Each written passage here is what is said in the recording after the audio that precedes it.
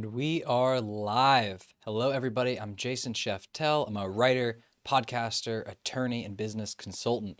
I'm a China expert, and I help inform and advise people about global geopolitics and, more importantly, what happens after China and after China explodes and takes a lot of the global system with it. What comes next? That's what we're here to talk about. It's not about how China's going to take over the world. It's not about how there's going to be a giant military conflict between the US and China. Other videos will go into why these things aren't going to happen. Today, we're going to talk about something different. We're going to talk about corporations. We're going to talk about kind of a bit of the history of corporations, why they are the way they are, why they became what they are, and where things are headed. Whether you like them or not, corporations are the way goods and services are produced. That's it. In more socialist countries, you have more of the government involvement, but really, goods and services come from businesses, so we have to know what's going to happen because the world is changing. We're all seeing it right now with the supply chains, with COVID, with wars in Europe, potential wars in Asia. This is the most chaotic and also dynamic time in global politics we've ever seen, and there's even more to it than what we just hear in the news. So I'm going to get into it. Today we're going to talk really just some background about the globalized world we know and corporations, where things are headed, some of the canary in the coal mine companies to just keep in mind to see how things are going to shake out. And then we'll conclude just trying to think about what's going to happen, particularly for American business going forward. Because for all the problems in the world, America is most likely going to do very well. Everyone keep your fingers crossed. Things could turn out much better than it seems like when you pick up a newspaper and just see problem after problem after problem. We could do so much better, and we probably will. So let's get into it once I get some water. All right, so globalization. This is the big word. This is the word that has really defined the last 40, 45 years of history. It's everything. And really, you can go back all the way to 1945. This is what gave us the modern corporations that we know. Before 1945, before World War II, we lived in an imperial world. In my forthcoming book, I call this the imperial past. Basically, the imperial world before the US came along and changed the game. We changed the game, and what we enabled were global supply chains, global markets, global investment, global everything. None of this really existed before. Most of this was just imperial activity. It either happened within China, or it happened within Germany, or Russia, or France, or et cetera, et cetera. This is the way things were. And it's a very different world, the one we live in. The 60s, the 50s, 60s, and 70s, this was just starting to sort of speed up. And everybody knows that Germany became a big, powerful country again after it had crumbled in World War II. It reindustrialized and started selling VW bugs, and combination of Germany and Japan did a lot to really crush and do damage to the old industrial heartland of the United States near the Great Lakes. That's a well-known story. But some of what was happening is that this process of globalization was starting to kick into gear. New things were changing. So that industrial heartland of the United States, it developed in the late 19th century through the early part of the 20th century. And there was a lot of things it has going for it. Still has going for it, had going for it back then. But once you globalize the world, once you enable global supply chains, global investment flows, you allow people in other parts of the world to access the US economy, to sell to US consumers, to compete with US businesses, things really change. And the 70s were a prelude to what happened in the 80s and the 90s, and then through this millennium. We basically saw the expansion of global supply chains and global business like we really haven't seen. So all those words that people hear, outsourcing, outsourcing, supply chains, really, vast supplier networks, all of this is what appeared in the second half, really, of the 20th century. And we needed kind of three things to make this happen. First, you needed new information technology. So that's why in the 80s, things really kicked into gear. You could suddenly actually keep track of all of the logistics of this giant dance of global production, where you're producing every little thing in a different area where it's most efficient. You had to keep track of everything and make sure this orchestrated dance happened in the precise, synchronized moment that it needed to. Very important. So that's one. The second thing you need is secure, high-capacity shipping. Cheap, secure, high-capacity shipping all around the world. So you need to be able to build something somewhere, pull something out of the ground in Michigan, get it to Iceland, bring it from there to Denmark, have it go over there to Portugal, and then from there to Brazil. It doesn't really matter what the route is. That was an absurd route that never really happened, but that was necessary. You had to be able to actually move all this stuff. So you couldn't have pirates, you couldn't have wars, you couldn't have any of the stuff that just disrupted economic activity. Free trade, free economic activity supported and enabled by the United States. Very, very important. So those are two key things. The final one that you really need to make all this work is you actually need a framework for all of these countries and companies within these countries to actually interact. Before 1945, countries didn't really do this. You never really exported outside of imperial systems. Germany didn't really export to France or to anywhere, really. You didn't export from Britain to France. What happened, when this really happened, it was usually a method of the victorious military power. It was a way that they crushed the production of their competitor, right? Great example is always Britain just crushing all of the guild industries of 19th century Germany, creating all sorts of political unrest. Really, that was a common way it happened. So this really got going again. 1980s is a great moment to think of as when all of this difficult international globalizing processes came together. And people like Donald Trump, who really came together during that period, their personality, their opinions, all of that, that was a period where dealing with Japan and depreciating currencies, dealing with Germany, all of this was a big deal. And the perspective that in the past, it was a powerful country's right to shut off imports or to export to other countries, that's not wrong. That actually is how it was. It was the truth that the powerful countries exported and forced other people to import to them, and then it was the losers who had to basically accept the dumped products from the rest of the world. But after 1945, this changed. This is one of the key things everyone has to understand about why our world is different. The politics of the past were shut off.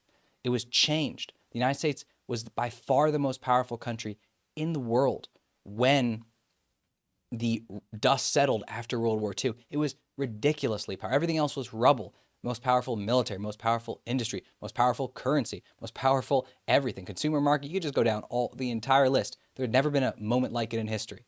So there wasn't really much, there weren't even markets really to export to. Point being, the United States decided to flip the script and allow people to export to the United States. That is how Japan reindustrialized. That is how Germany reindustrialized. That is how South Korea industrialized for the first time. That's how Taiwan did it. That is also how China did it. And this is a key thing to realize, because this whole process that started late 20th century really kicked up probably till 2010, 2015. This is not permanent, and it was not normal, and now it's coming to an end. So this globalized world, it's in the rearview mirror. Every business, every family, every individual, got to keep that in mind. This isn't about if the world's going to go deglobalize. It is deglobalizing. That's happening right now, and that's a really important thing. The other key thing we have to know about this world and the business world we live in is that humanity saw a population explosion in the last 75 years. Billions more people were added to the human footprint. But that is also over. That was a consequence of this new, impressive, highly developed system the United States created. What's happening now is the opposite. It's a population crash. It's a population decline across most of the world. This matters for a lot of reasons. A really key one is that we're losing consumers. Like I said, Japan, Germany, all these countries, China, South Korea, every single one, even commodity exporters in a lot of ways as well, they all had to export to consumer nations. They had to export to countries where there's people, private citizens with a lot of free disposable income after tax. Really key thing. And the key thing that's happening now is that group of people is shrinking. It's shrinking by a lot. So there is no longer going to be the possibility of a country industrializing like China did or like Japan did. The markets to do it, those foreign markets that you would need to tap to start at the bottom and then move up the value chain in all of these industries. It's just not there anymore. It's just not there. It's hard for people to realize how big a change this is, and it's not something you're going to hear just in the news. But this is what's happening. And so we're seeing a shrinking of markets everywhere in the world for the first time in maybe 500 years. It is a huge deal, and I'll talk about it in other videos and other formats, but these two issues, deglobalization and the population decline, are the big ones that everyone needs to keep in mind. So what this means, you take this and then you add in what's coming with all of this is serious economic and political and financial and material and agricultural and manufacturing problems, crises all around the world. People aren't going to have energy. Countries aren't going to have energy. They're not going to have industrial inputs. They're going to lack fertilizer. They're going to lack a lot of things that make civilized life possible. So this is huge. This is bigger than markets. This is bigger than population growth. This is about the stability, security, and viability of countries all around the world. Huge, huge deal. So, but on the smaller point, back to what we're talking about, businesses, quick and dirty about some changes that are coming to business, particularly industrial businesses going forward. This world where you can sell everything around the world and produce everything around the world and manage to distribute everything in between, that's coming to an end. And a company I really like to talk about as being kind of emblematic of this world of late 20th century, early 21st century globalization.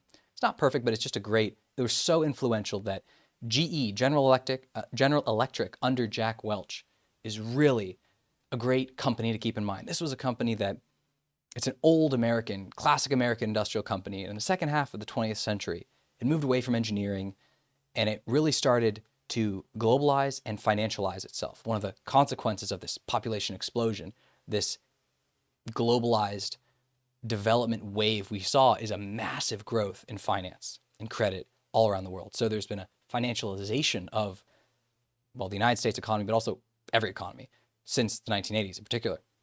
And GE was really just this company. It's so influential, and it split itself into pieces, and it was maximizing profit and focusing on finance and having different parts of its business done all around the world and planning to tap markets for labor and tap markets for resources and tap markets for future consumers. This whole grandiose vision of globalization, it all fell apart. This company is a shadow of itself. It's been breaking into pieces. And Jack Welch, who was this dawn figure in 20th century American business, he really seeded the world, the business world, with so many acolytes and people who thought like him and wanted to run their companies like GE and sort of create a powerful American business management culture that was distributed and applicable across the business landscape. Kind of part and parcel of this whole MBA system that was developed as well for middle management. This was everywhere, and then it fell apart. And it's so important to think about GE because we are talking about an industrial world and the development of the American industrial system, really big story. And the 20th century, that late 20th century, early 21st century globalized moment, this was a huge transformation of industrial production around the world. There was both NAFTA in the United States. More importantly, there was China. By 2020, China had sucked up a third of all manufacturing in the world. Final assembly of all final goods was about 33% of it happened in China.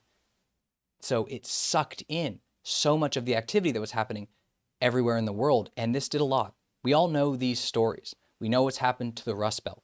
We know what's happened to small rural communities. We know what's happened to smaller cities and towns. It's been everywhere. It's been omnipresent, and it has ripped apart a lot of the fabric of not just the United States, but countries all around the world. Industrialization is the wrenching, brutal phenomenon. It is the most difficult process for any nation state to get through. Most of the world, in a deeper sense, isn't industrialized. It's not not in the deepest way. It causes so many problems and conflicts within a country. A lot of the wars of the 19th and 20th century were industrial wars where countries like Germany were trying to find a place to put their people, or Japan was trying to find resources to fuel its industrial machine. These are huge, huge changes that these countries, every country needs to try and figure out. And we went through one of those in the late 20th and early 21st century. That's why we had so many problems. That's why there's widespread fentanyl, there's widespread breakdowns in a lot of social norms, social systems across the country. There's a huge, huge component of this that we need to think about as an industrial shift that happened as a result of this globalized world. So we all kind of know this. We know that this is what's happened. By 2015, 2016, the campaign and then the election of Donald Trump, all this kind of became clear that globalization had done a lot, had changed a lot, and now the people were done with it. A lot of people, some percentage of people. But the point being, it doesn't matter what the people thought. This is really the icing on the cake. This globalized system was never going to last anyway. It was not going to last anyway.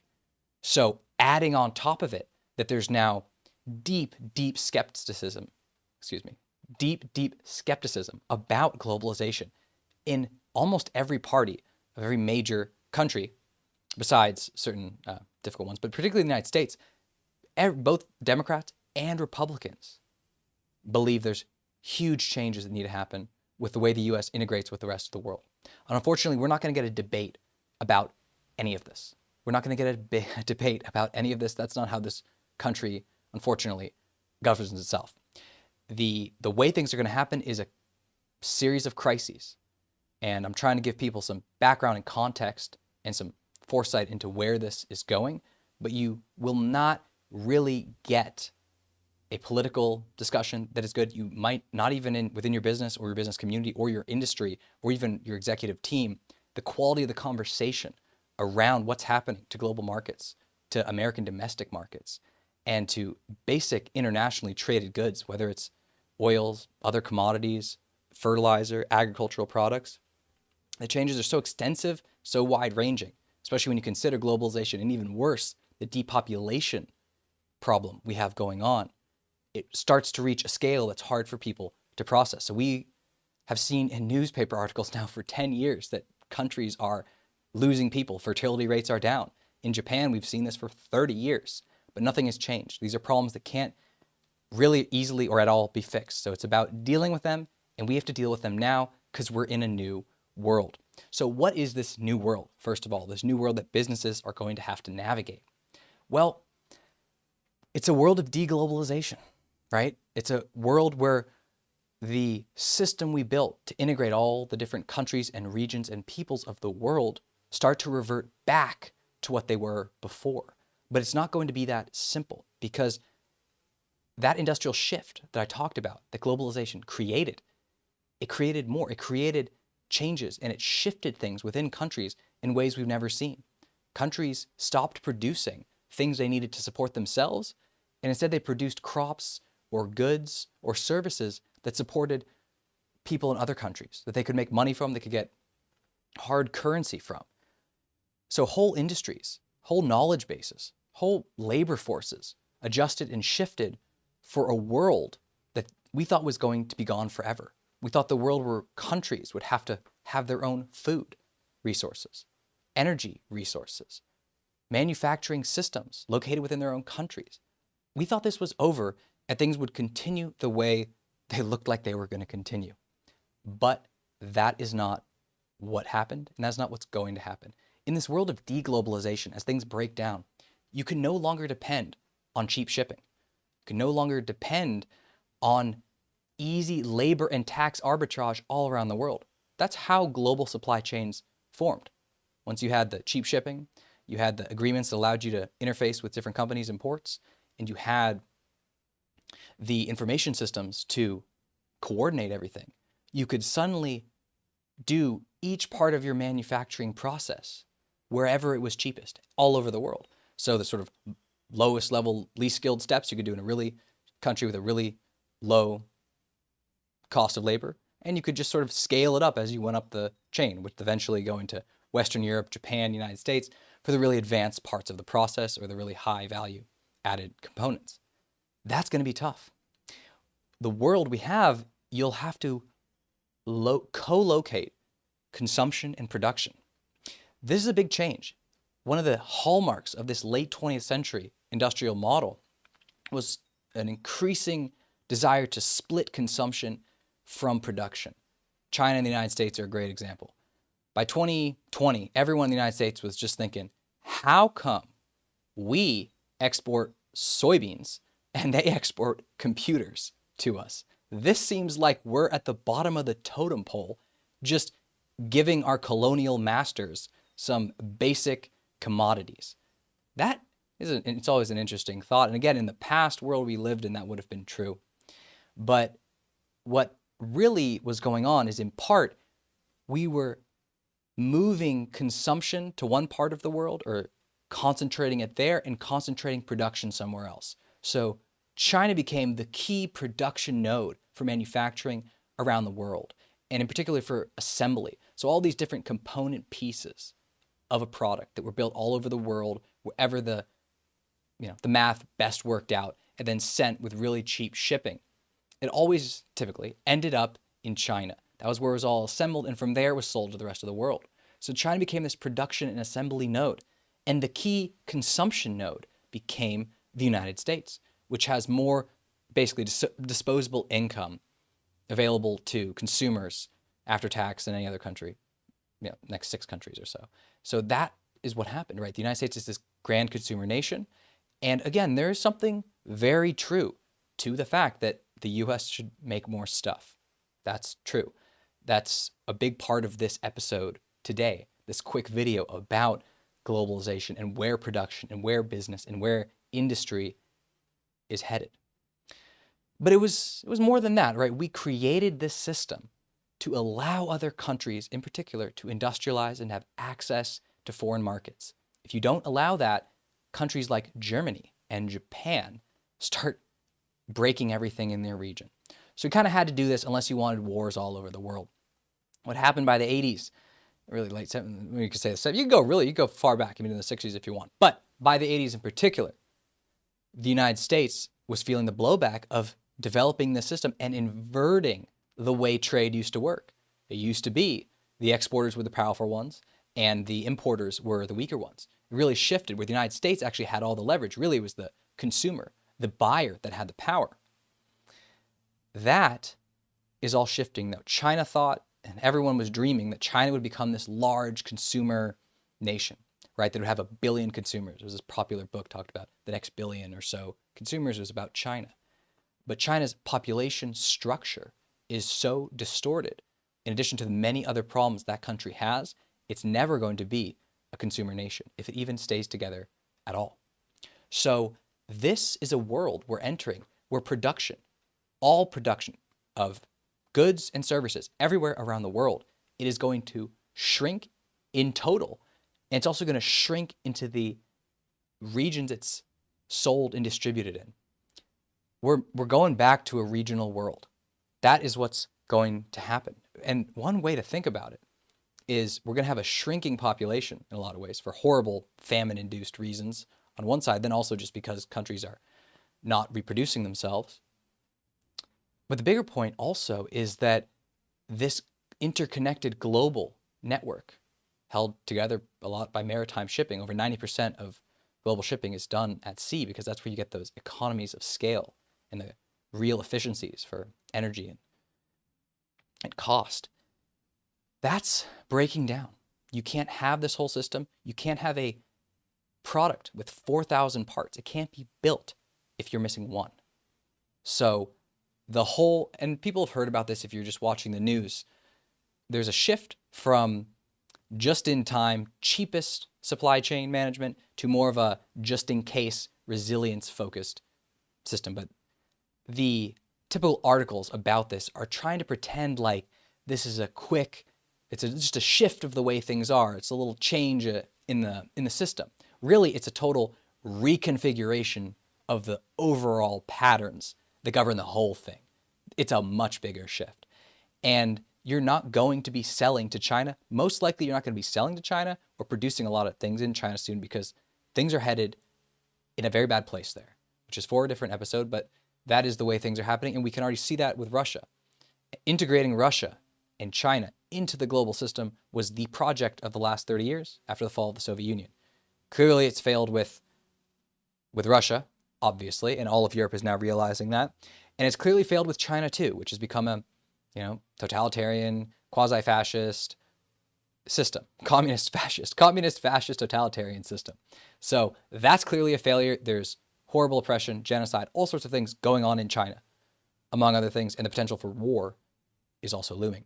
That's a big part. And then just to make this go, just to go around the world so we realize how extensive the fact that we're not going to have this global system. And I'm mentioning this because businesses are always talking about how the pie is getting bigger. That's how you justify expansion. That's how you justify your higher stock prices. That's how you justify investment. That's how you justify everything, is growth. This is how the capitalist system works. Well, growth at the fundamental level, at the level of consumers, total humans, that's shifting. And that's a big deal. And so to go back around the world, you're not going to have China. You don't have Russia. Every business that had an asset in Russia, it's gone. You're not getting it back. It's basically been nationalized. And then in Europe, you have such problems so the demographic problems in Europe are already so bad, but we're going to see more and more problems stacked on top of it. Energy is the clear, obviously the threat of military conflict limits the attractiveness of investments in Europe. And also the extremely elevated energy prices in Europe are just as bad, if not worse. Industrial production runs on energy. The industrial world runs on energy, but particularly industrial production is very, very energy intensive. You need cheap energy. You need it. You can't do without it.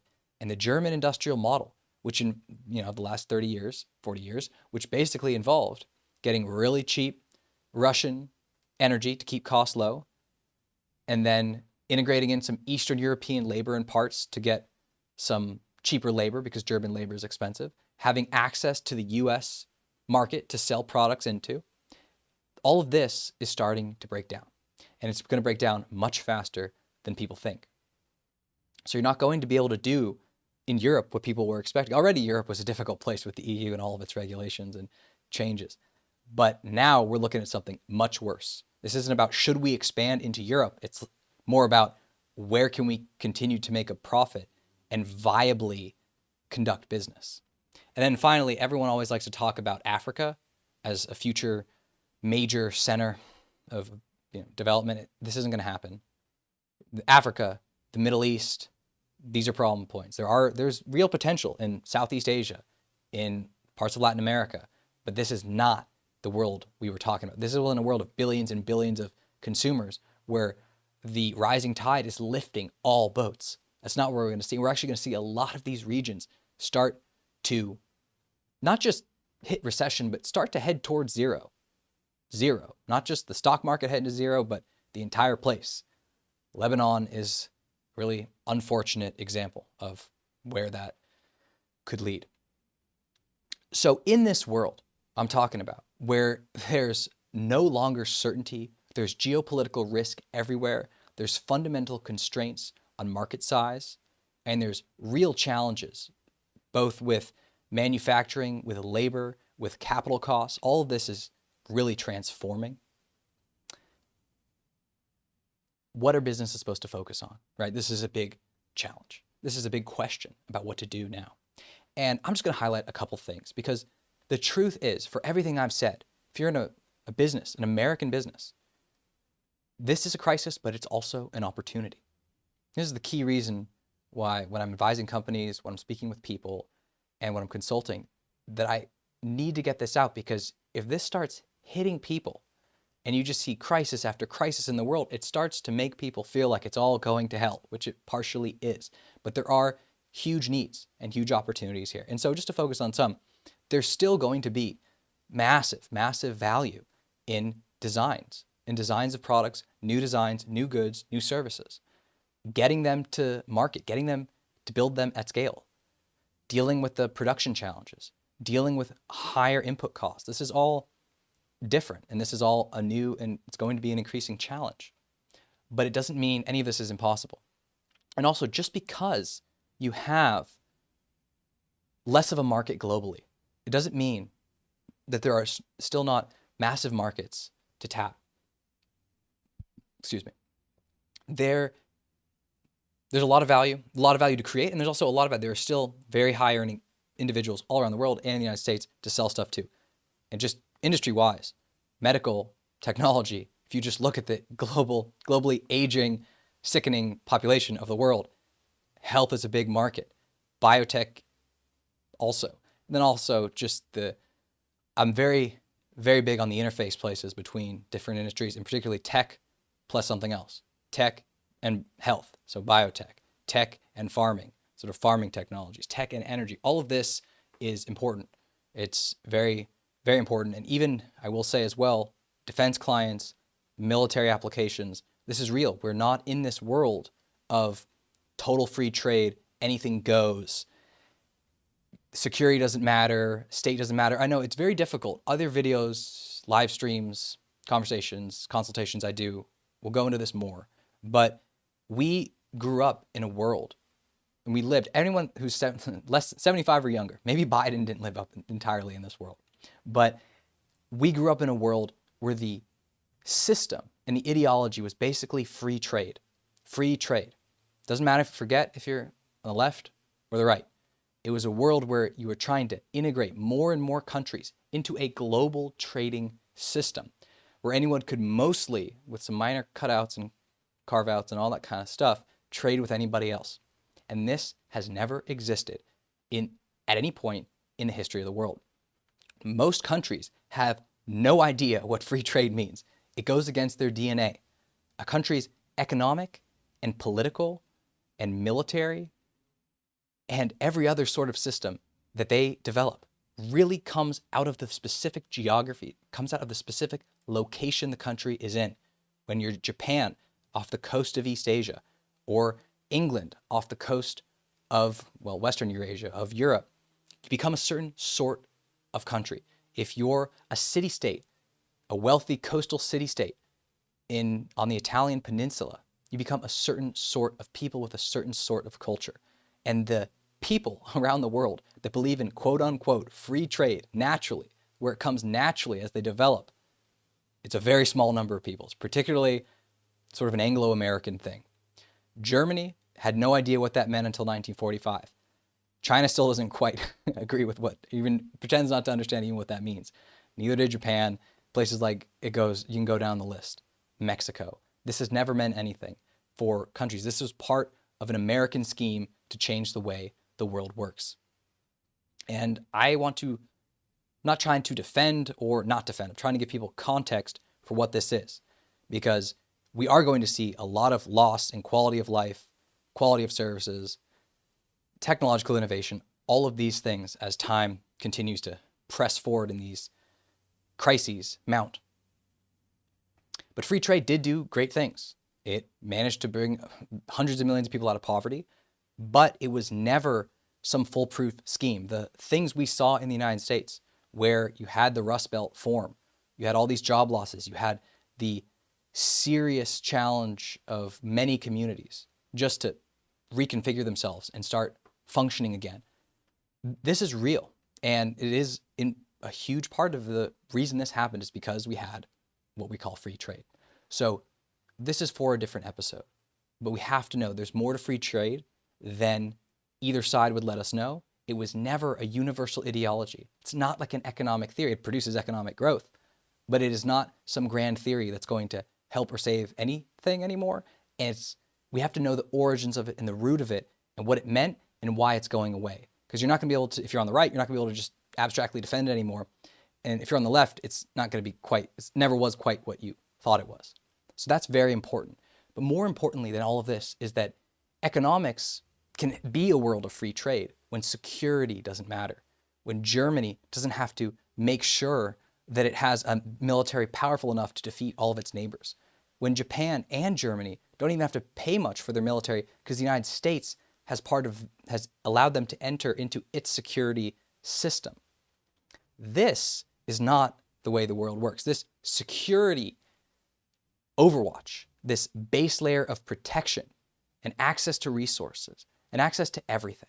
This is the reason why we could have a world of free trade, because not all countries have everything. The United States is the rare, unique, special country that has most of everything that it needs within its own borders. So we can talk about free trade and private capital and private development and all of this, and it does work. It will, in a country like the United States, it will produce the best results for economic growth. But there are more concerns, especially going forward, than economic growth. For example, Japan is smaller today in terms of inflation-adjusted GDP than it was in like 1996, 1997. It has not grown in 20 years. Economic growth, when particularly the population problem starts to rear its head, it becomes impossible. It doesn't matter if you're free trade or not. What really starts to matter is, can your people and your country even function or survive? So security really matters. And while I say the United States doesn't really pay attention to this as much, it does in one specific area, and that's defense. So a great company to talk about. I talked about GE a bit earlier. Great company to talk about, sort of at the intersection of globalization and security and free trade, is Boeing. Boeing has some problems. If anybody hasn't been watching looking at the news or seeing when Boeing comes up in the news, this is a company that has been stumbling recently. And just to give you a sense of it, so Boeing has a couple business lines. It's focused primarily on defense, where it builds things particularly for the US military, NATO allies. It also has a commercial airliner business, which is historically very profitable, where it competes with Airbus. And then it also has a space division, maybe one more, I can't remember, but also has a space division where it produces many space systems. It basically also built the International Space Station. It's a very big, again, like GE, very, very much an old, classic American industrial company. Later, it's older than, it's a bit newer than GE, but still very old. And what happened to Boeing is, interestingly enough, it sort of comes out of the story of GE, where Boeing went headfirst into this globalized world, right? In a weird way, because it wanted to build something like the 787. And it had pieces of it that were built in Japan, other parts in Europe and Britain. It wanted to do exactly what I was talking about earlier, where you have this really high value product and you try and do each piece of it in a different part of the world, wherever it's cheapest, and then bring it together finally and sell it for a price that can make you more money. That's what Boeing did. And Boeing really expanded. It had offices in Russia, it had stuff all around the world. But at the same time, this is a major US military contractor. And we'll get to that in a second, but first we have to know just the problems Boeing has right now. It has disasters across all of its business lines. The 737 MAX, major narrow-body airliner, started falling out of the sky. Turns out there were huge combination of engineering and financial and managerial problems that led to that. You also have the 787, which I just mentioned, which is a major wide-body, very innovative plane that's having problems in production. The Starliner spacecraft, it's taken hundreds of millions of dollars of loss on that entire product, probably will never make any money at this point. And then also in the military side of things, there's something called the KC-46 tanker. It's a aerial refueling aircraft that is really necessary for the US military. It's part of the expeditionary global strike concept the US embodies. It really needs a lot of aerial refueling. And this is the major replacement for its older system. So all of these are having problems. So it's all across the space, defense, civil parts of Boeing. And a key thing that happened here at the deepest level as well, first, it lost its focus on engineering. Part of this globalized world, this profit maximization, this endless sort of moving around of the different pieces and parts and playing with taxes and labor and all this, is you necessarily move away from product development and you focus more on finance and on accounting and stuff like that. And just to see it, physically see it, Boeing used to be headquartered in Seattle, where its production is based. It's historically based. Then it moved to Chicago to be closer towards finance into the heart of the country. And now it's moving to DC. So it's moved progressively farther and farther away from its base of operations, really, and closer to finance, and then finally just to the government. And, another problem got to mention is that the current head and recent heads of Boeing have actually been former proteges of Jack Welch. So this really is a continuation of the same story. And on another level, not even at the C-suite level, but lower levels of middle management, there's deep struggles in this organization, in a heavy engineering heavy organization with a very middle management heavy structure, staffed and stuffed really with MBAs. It's sort of this dual problem of the way a late 20th century business education and business modeling for the future impacted this company really from the top to the bottom. It's a huge, huge challenge for this company to figure out what to do. And the key thing about moving to DC and all of these problems is that what we're seeing is that Boeing, which is an iconic company, pride of America and all that kind of stuff, well, it's moving closer and closer to the government. The US government, particularly the US military, is quite worried about Boeing's challenges because it needs Boeing to function. The second a war starts in Europe or in Asia, we're one for two here, you need Boeing. There cannot be any of these problems. There cannot be this focus on any of this other stuff. It needs to be a national asset. And this is where the rubber hits the road for economics versus security, which is a basic developmental nexus when any country is trying to become a successful country. Security matters. And it does matter in the United States too. It really does. And we see this in the civil aviation market in general. The two main players are Airbus and Boeing. And both of these companies are heavily supported by the US government in both explicit and implicit ways. They are national champions in this key industrial area of aerospace, which has enormous military implications. Because that's the way it actually works. And just to be clear, Boeing is currently getting crushed by Airbus in the narrow body civil aviation market, which is really big. And there's no clear way, because of financial, managerial, and engineering development missteps, there's no clear road for where Boeing goes to actually solve some of its market challenges. But this is for a different video, but there's going to be so many changes in aviation and in the basic dynamics of industrial production for something like an airliner that Boeing's problems might end up not too bad. And the big reason why is because the American government supports Boeing. And now that the rubber is hitting the road and companies and countries all around the world are starting to come together, for example, during COVID, a lot of airlines, particularly in Europe, were quasi or officially nationalized because nations realized that they needed their own airline to make sure that their civilians, their business class, their military class, everyone had access, had a transportation system they could use when necessary. And it isn't a world, we're so used to thinking of a world of basically aviation being for travel and for fun.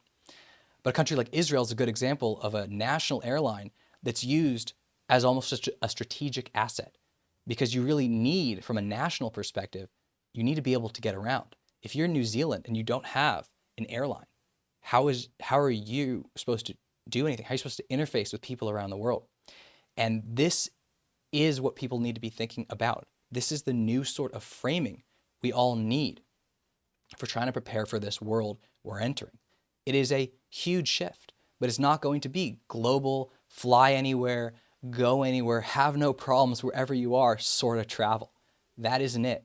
And the entire value chain for aviation, whether you're an airliner or a servicer or an actual manufacturer or anyone involved in the process, even airports, it's all going to change. And we see that every single shift, every seasonal shift, every shift in the cost of oil, there seems to be a lot of problems for airlines, particularly American airlines, to adapt. There's always staffing shortages. There's pilot shortages. There's an endless series of problems. And there's a lot that goes into that that's deeper, that relates to changes in the labor market as a result of these population shifts we're seeing.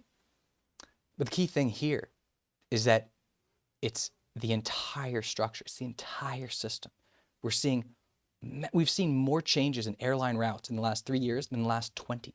It's insane. So we have to always keep that in mind. And I bring up Boeing because it sits at this nexus, like I said, of finance, well, globalized, financialized companies of the late 20th, 21st century. And then also of, well, American industrial giant, and then also security, because this matters. This really matters going forward. And just to give a little bit here about Boeing. Boeing will probably end up being fine, again, because it is a necessary company, can't be replaced. And the challenge that a company like Airbus is going to see, which has production scattered all around Europe, that's going to be a real challenge. So we'll leave that on a little note. And all of these companies, Airbus, GE, Boeing, and I could have focused on a lot of industries. The real question isn't whether they're good or bad or good investments. The real question is, what should companies look like? What should they look like? Now, we had this vision of what they should look like in the late 20th century. And it involved this globalized behemoth. And you had other models. You had sort of private equity models. You had everything being sliced and diced and value being captured and released and all that. But we need something more fundamental. We need a more fundamental shift in our thinking about what these companies should look like, what environment they should be anticipating, and what structure they should develop to best match what they're going to have to face. So I'm going to just conclude now by talking about where business, and again, particularly industrial business, is headed in the United States. And I'm focusing on industry because people always forget that the world we live in is an industrial world. Particularly millennials, we like to think of ourselves as living in a digital world, which is true. But the digital world is just at the top of a much larger cake that has the industrial technologies as the core of it. Digital technologies are just at the top. If you lose access to energy, you can't get the internet, can't turn anything on, can't communicate with anyone. The whole system is still industrial. And I know we all wish we could move beyond this, move into a brighter, also a more beautiful world. Unfortunately, the industrial world is typically ugly and also dirty and ugly, right? That's the way it's always described. It both looks ugly and it's destroying and polluting the earth. But the key thing is that it's still the world we live in. We cannot, unfortunately, for the foreseeable future, we're not going to be leaving the industrial world anytime soon. Or if we are, the countries that are really leaving the industrial world, they're going to be deindustrializing. And as a result, decivilizing. It is that bad. Any country that starts to deindustrialize, it's because they don't have access to the inputs necessary for modern life. And all of the benefits of modern life, whether that's everyone having nice apartments, functioning cars, internet, even basic normal social relations, the ability to buy things at grocery stores, all of this can start to break down the entire thing. It's that big a deal. It's that big a deal, and it's just not talked about enough. People don't quite realize that right now in Germany, they have to make very tough decisions about what to do with their limited resources. Russia's squeezing them. They don't have their own energy they can rely on. Their main supplier is starting to turn off the tap. So Germany's going to have to make very, very difficult decisions about which businesses, which consumers, who gets the energy. Who gets the energy? That's the question. We've never had to ask, no modern industrial countries had to ask that question, because who's allowed to answer it? Who in the United States could say, all right, this power plant can get the energy, but not this car factory, not this residential neighborhood, not this group of farmers. It's too much. Our model of governance can't even comprehend how those decisions would be made. Germany is a different place. Like I said, it has a different history, a different developmental narrative and story that made Germany what it is. Germany's way more prepared for this sort of thing. But still, it's a tough, really tough challenge. So in most of the world, they're not going to be able to ask the question of what does the new industrial business look like? How is it structured? What is it trying to do? What products is it making? What markets is it tapping? How is it automating? All these questions are primarily going to be American questions. And we are entering an industrial renaissance in the United States. As production and globalization fades, the place where everyone is investing is the United States. You can go look now, you'll see the dollar is at the highest it's been in 20 years. When the world is in trouble, everyone bets on the United States. That's where you put your money. But it's deeper this time. It's not just people investing in stocks or bonds or currency or the US currency. It's really everything. It's full spectrum. Best example is a CEO of Volkswagen. He recently said that when you look at the global strategic picture around the world, without a question, the place to invest is the United States. And that's what we're seeing everywhere. Companies in industries as diverse as plastic toys, chemicals, automotive, agriculture, machine tools, everything, they're all coming to the United States. And so we are seeing an industrial build out, which has been going on for a long time, like we've never seen. And this is a story that's getting lost because we're still thinking about China.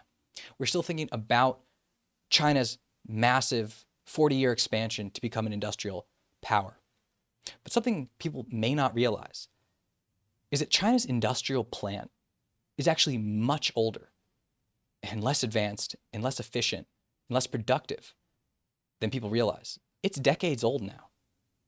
Really, the heyday of Chinese economic and industrial development is really between roughly 1985 to 2005. That's really when the meat of things happen. So it's oldest facilities. That's getting towards 20 years old. Older ones, we're looking at 40, right? We're looking at half a century soon. This isn't what you think. And also, there was never an incentive in China to optimize for efficiency, for advanced technology, for anything like that. It was all about maximizing throughput using cheap labor. That's what companies were there for. And that's also really what the Chinese government wanted as well. So from the get-go, these were never world-beating facilities. But when you add in cheap shipping, secure supply chains, etc., all the stuff we talked about, it lets these companies and these facilities produce products that could be sold all around the world, and they could just outcompete everyone in industries that couldn't go as low in terms of price, and that's what it did. But this was never the most impressive industry on the ground. If you want to imagine dirty, ugly industrial life, go to any random Chinese city. I saw so many that actually, quick story.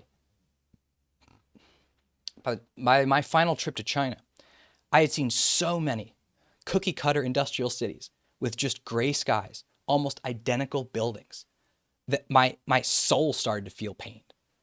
And I actually told myself if I ever went back to China, which I didn't end up doing, if I ever went back, I would really just go to nature. I would go into the beautiful wild landscapes in China because things have been so destroyed in the industrial landscape, the urban landscape. And then unfortunately, everyone knows the level of environmental damage and challenges in the countryside is actually in a lot of ways even worse. Heavy metals, salinization, all these problems that are for another conversation, that there's really nowhere to go in the city or in nature in China. So that is something people should keep in mind. We are seeing an industrial renaissance in the United States at the same moment that Europe is functionally deindustrializing in a lot of ways, where Japan has already abandoned production in Japan because it can't be done in the way that it needs to be there. The laborers are too expensive and too few in number, and the markets are elsewhere in the United States didn't like Japan doing what China is currently doing. So you lose China, you lose Russia, you lose Europe, you lose Japan. The major industrial players in the world are disappearing. And a lot of these companies, right now, a lot of companies that call themselves German or Japanese, or really Chinese won't work because the conflict is coming. But any of these companies, if they want to continue forward, they're moving production to the United States. Airbus is opening a second, Airbus's main, first factory is in Mobile, Alabama, and it produces a small narrow-body plane. And Airbus is creating a second production line there because demand is so high, and in general, you know that there will be a market and stability and cheap energy and everything you need in the United States. So a really big thing, like we've said throughout, is that energy is what powers the industrial world. And the fracking revolution in the United States made America functionally energy independent, and then also gave it cheap energy for the foreseeable future. There are problems, huge problems with fossil fuel energy. That debate needs to go because we know it. But the problem now is, how do you keep civilized life going without breaking it all down? Germany's not going to be able to transition to renewable energy in the time it thinks it has. It has a bully basically closing its wrist around Germany's throat slowly and slowly. You don't have time to do all the stuff it wanted to do with green energy. Not that Germany was the best place for solar panels in the first place. But this is the change, right? There's an industrial renaissance going on. People keep that in mind. It's huge. And there will be enormous benefits to it, and is really rooted in a deep shift in the energy system of the world, right? Europe has tapped most of its natural gas. It can't really access the fracking resources it would need. The US isn't dependent on either European or African or Middle Eastern fossil fuels in the way it was. So you're going to have everything you need to do production in the United States. You're going to have the energy, the food, the markets, the consumers, the laborers, the everything. That's the big shift. So the industrial future of the world is going to be determined in the United States. And we need models for what that will look like that do more than just look to the past. What will these corporations look like? What will they be striving for? Will they be able to move key technologies forward that make this world more viable and better in the future, as opposed to just managing decline? This is a really key question. And I'll say it's not going to be the Boeings or the GEs of the world that really do what we need to do. These companies are just they're going to be struggling just to manage the changes. They're not going to be able to start from a new position and a new vision. Very hard for them to do. It's very hard for a new executive to come in and try and implement changes that are so substantial.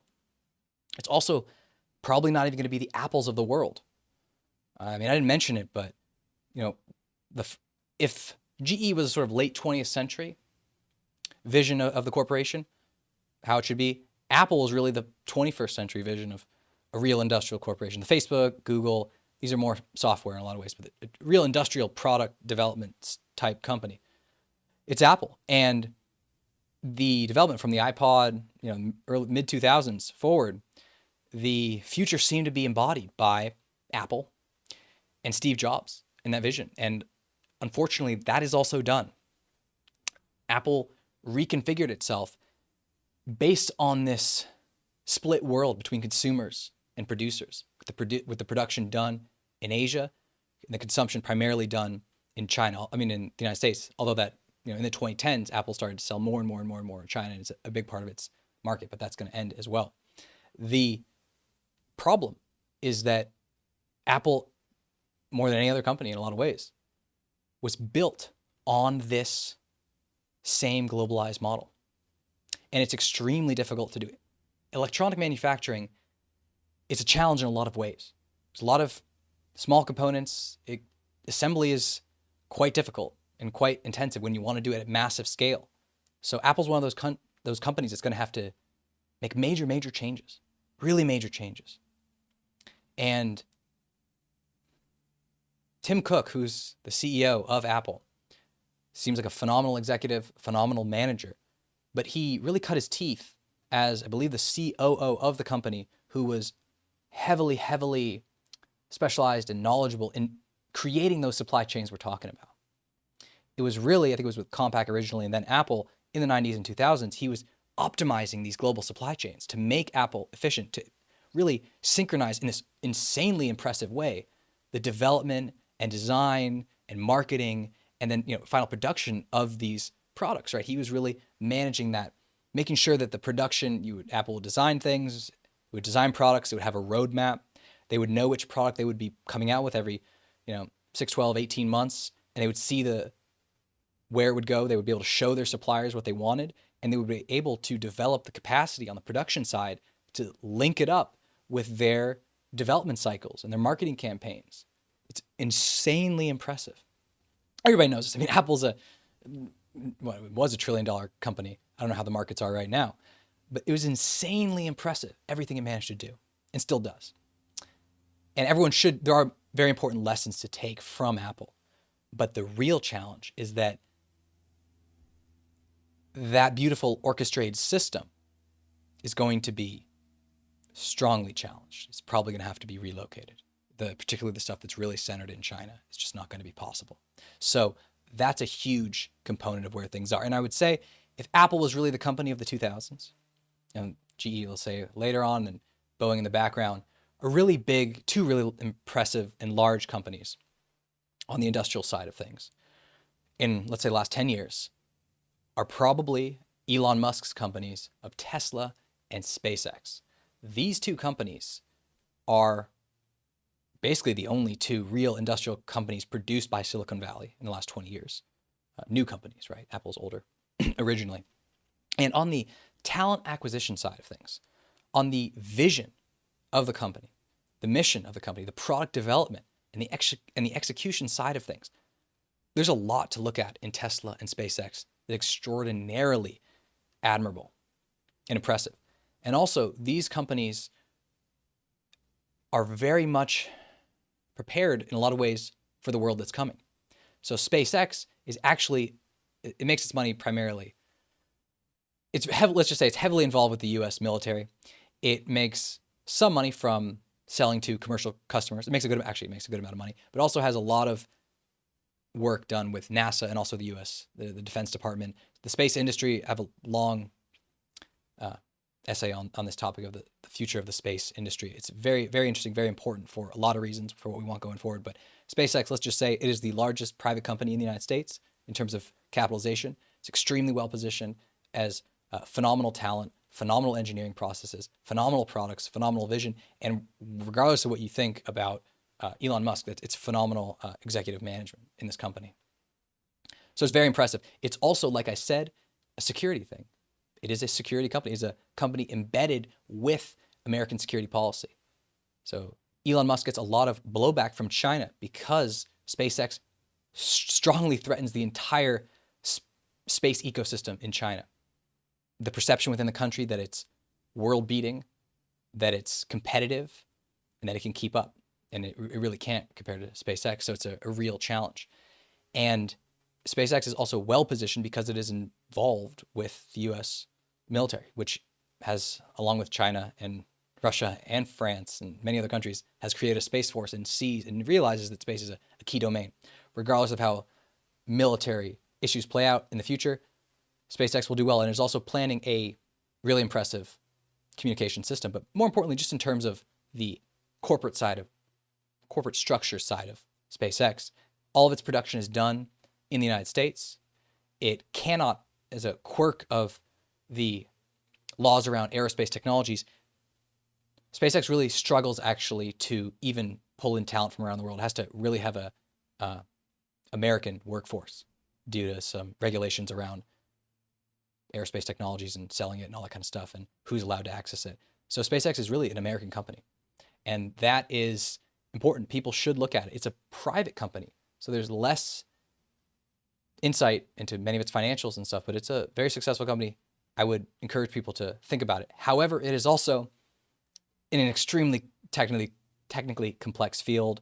It was at a certain moment in time, and it might actually end up being a very N=1 type organization. However, the US base of it, the US focus, also the connection with the government, where unfortunately, regardless of what people think about capitalism, the benefits of private development, all around the world, we're going to see a closer connection between a lot of business and government that will impact you if you're connected to the American government and you're, say, SpaceX, and China doesn't like that. That will compromise your ability to do business in other parts of the world.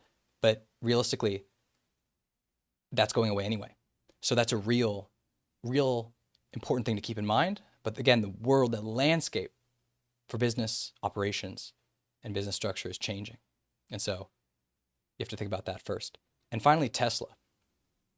Tesla is a very polarizing company, very polarizing. And I won't get into it too much, but one thing Tesla did extremely well is it co-located production and consumption wherever it consumes and produces. So you have a factory in China for the Chinese market, and exports a little bit. And you have factories in the United States for the American market, and so on in Europe. That is the model of the future. Real question is whether those non-American facilities will be viable. And Tesla's another story in and of itself. Most likely, I have other videos on this, but most people can look. Most of the car companies are probably going to fail. Tesla really had the right moment to do all this. Now we're seeing the push by manufacturers all across the automotive space to do electric vehicles. We will see whether the energy environment, security environment, everything we've talked about throughout this show makes it possible. But that is the move, and it was entirely inspired by Tesla. But I will just say that whether it's Tesla, SpaceX, GE, Boeing, or Apple, or other companies, people really need to think specifically about what their industry, their product, their service, their good, their market needs. And they need to have a really grounded sense of what your market is and what's possible. We don't live in the world of, let's say, Uber, which said it would be the global transportation company for the world. And it would just, go all around the world and take over from taxis all over the world. You cannot even make these sort of global narratives anymore. It doesn't even work. It would be a farce. And also, you should probably be able to make money anyway on each ride. But that is the way things are happening. So it is a new industrial world. Everyone who came this far in this live stream, I hope you got a lot of value out of this. There's a lot in here, and it's really only scratching the surface. But we do live in a new world, and the industrial technologies that we often scorn, we don't know much about. Farming is in the fields, and we don't know anything about it anymore. We don't know anyone who's a farmer. In a lot of ways, we don't know anyone who really does industrial work as well. A lot of white-collar people, never seen it. It's out of sight, out of mind. But the industrial world is still the world we live in. And what happens there is going to inform what's possible everywhere else. So keep that in mind. And if anyone has any questions for me, you can contact me for consultations, for questions, whatever it happens to be. I really want to share a lot of this knowledge, particularly with business owners that are trying to resize, recalibrate, reconfigure their operations, their structure, and their business model for what's coming. So hope you enjoyed that. If you did, like, subscribe, share this video with friends, colleagues, anybody who you think might get value out of it. And with that,